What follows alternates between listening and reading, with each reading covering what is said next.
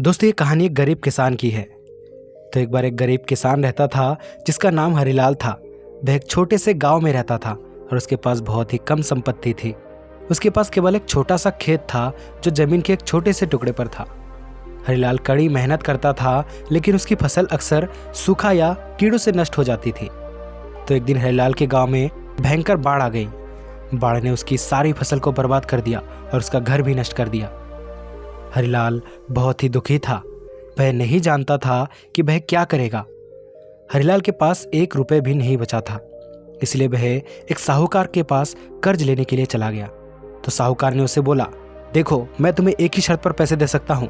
जो लोग ब्याज देते हैं तुम्हें उससे अधिक ब्याज देना होगा, तभी मैं पैसे तुम्हें दे सकता हूँ। तो हरिलाल मान गया। हरिलाल को कर्ज चुकाने के लिए कड़ी मेहनत करनी पड़ी, लेकिन वह कर्ज चुकाने में असमर्थ था। धीरे धीरे हरिलाल और उसका परिवार गरीबी में डूब गया था। हरिलाल को अपने बच्चों को काम पर भेजना पड़ा ताकि वह परिवार का पालन पोषण कर सके। हरिलाल की पत्नी भी बीमार हो गई और मर गई। हरिलाल अकेला और निराश था।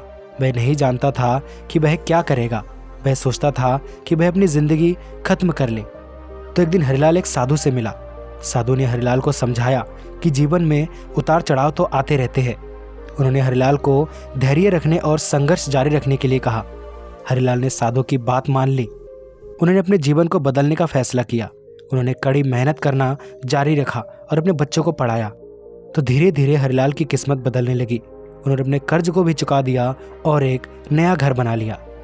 हरिलाल के बच्चों ने अपनी नौकरी पाली और ये अपने पिता की देखभाल करने लगे।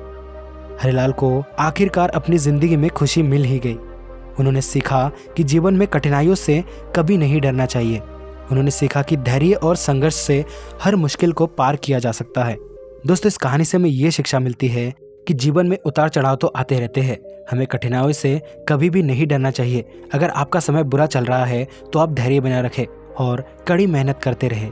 हम अपने जीवन को बदल सकते हैं अगर हम इसके लिए कड़ी मेहनत करें। तो आज की कहानी अगर आपको पसंद आई है और आप इस कहानी को और भी लोगों को पहुंचाना चाहते हैं तो आप इस वीडियो को ज़्यादा से ज़्यादा लाइक करके शेयर करें और इसी तरह की और वीडियो के लिए हमारे YouTube चैनल को सब्सक्राइब कर लीजिए।